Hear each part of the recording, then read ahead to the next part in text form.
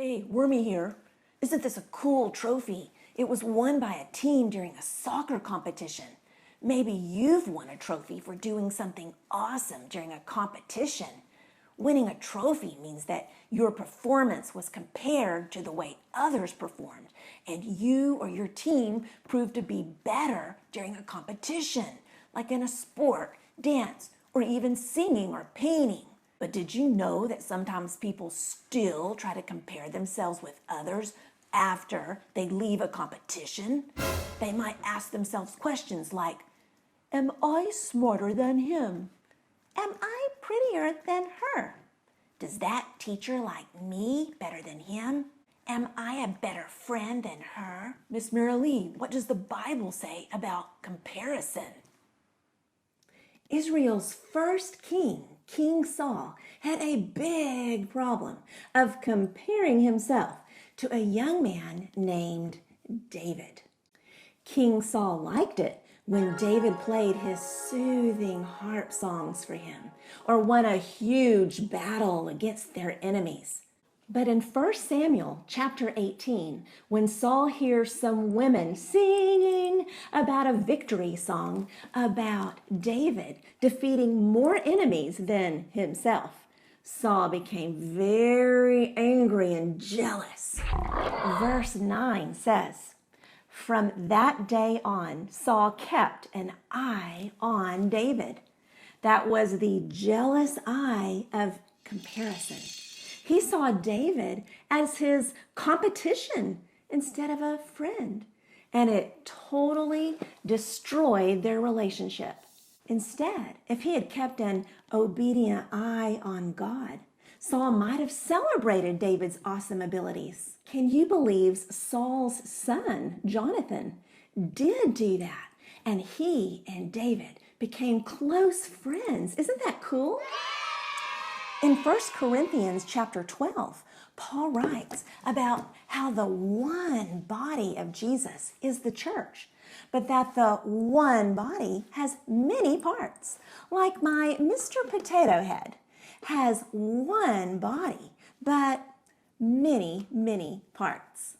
Paul then writes about how silly it would be for the parts of the body to compare themselves to each other. Kind of like this.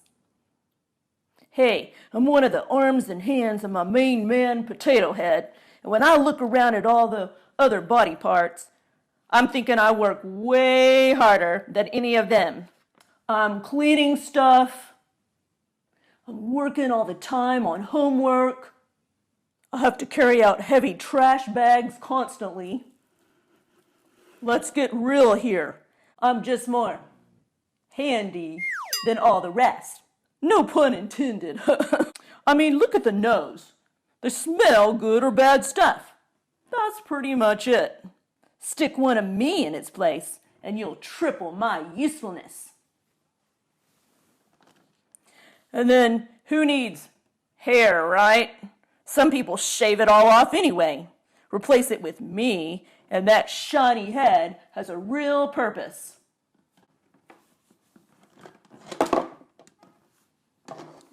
And those stinky feet, all they do is complain about being tired. With more of me around, people can save money, not having to buy those expensive shoes. Whoa, now I'm one hot potato. How ridiculous to have a body with mostly arms and hands. We need all of those special body parts. And how ridiculous it is to compare the unique person that God made you to be with another unique person. We weren't made to compare and compete with each other in the church. We were made to support each other, protect each other, and care for each part, and sometimes forgive each other too. When we do, we celebrate God's perfect plan of reconciliation where all the parts are valued.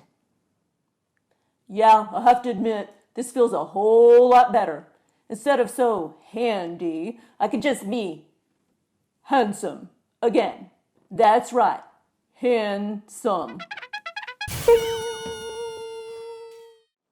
Hey there, Elizabeth. What you doing? I'm drawing a beautiful picture of my friends with lots of different colors. This one is Keisha. She's in front because she's a really good leader. I colored her green and blue because she's really smart and her words help us all to grow. Kind of like the blue rain helps the green grass and flowers to grow. This orange and red one is Rowdy. He can be pretty loud and excited about life, so I used really bright colors. This is Chloe. Chloe loves to help others and make lots of friends. She brings people together, just like pink and purple go together really well. And here's me. I'm yellow because I find God's light and joy and tell everyone about it. I love it. You have a very colorful group of friends. I bet you are super thankful for how each one is so different. I sure am.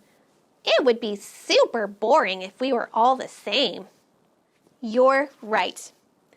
But I wonder, what do you think would happen if Rowdy told Keisha that she wasn't good enough being blue and green, and she should be red and orange like him instead? If she tried to be red and orange, what happens to her beautiful color? Ew! It's all yucky now. But Rowdy would never be mean like that. I hope not. But sometimes it's not even about what other people say about us. It's what we think about ourselves. What if you thought that Chloe's gift of friendship was better than your gift of joy?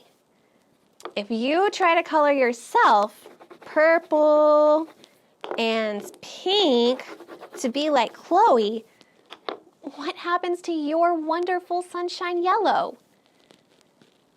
It turns yucky too. Miss Bethany, I have thought that about Chloe before.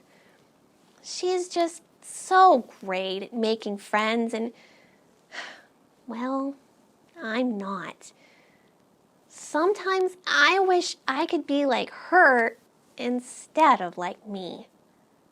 It's easy to compare ourselves to other people, Elizabeth. Everyone does it. It's hard for me not to feel bad when I see someone else who's better than me doing something, or to feel good when I'm better than that person, which is kind of even worse. But God says that His church is one body. We each have a special part to play that only we can do. Kind of like an eye seeing, an ear hearing, or a nose smelling. So now let's look at your paper again. Instead of coloring over your friends' colors, why don't we try uniting them in a different way? First, Rowdy's passion and excitement. Then your joy and Keisha's wisdom and leadership. Finally, Chloe's friendship. Now what do you see? Oh, that's not yucky at all. It's beautiful. Rainbows are my favorite. Me too. I love how rainbows remind us of God's promises. But do you know what else is a rainbow of colors? People. People are many different colors on the outside and the inside. That's called diversity. when people have different personalities and perspectives. You might think that life would be easier if we all talked the same, acted the same, and thought the same way. But that's like trying to draw a rainbow with only one color. That's impossible. I don't want rainbows to all be the same color. And I don't want my friends to all be the same either.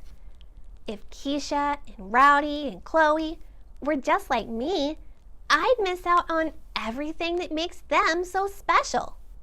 I'm glad to hear we have the same perspective on that, Elizabeth. I never want to miss seeing God's gifts in others just because I think they should be more like me. But I also never want to start comparing and trying to figure out who is better and who is worse. Maybe we can help each other notice when we start to compare? Sounds great, Miss Bethany. Thanks so much for listening and helping me. Let's just be who God made us to be. Great idea, Elizabeth.